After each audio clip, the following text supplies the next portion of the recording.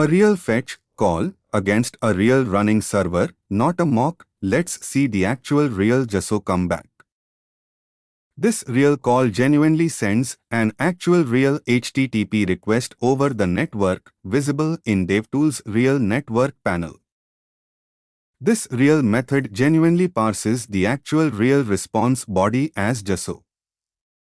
This is the exact real data the actual real server genuinely sent back, not authored, not mocked.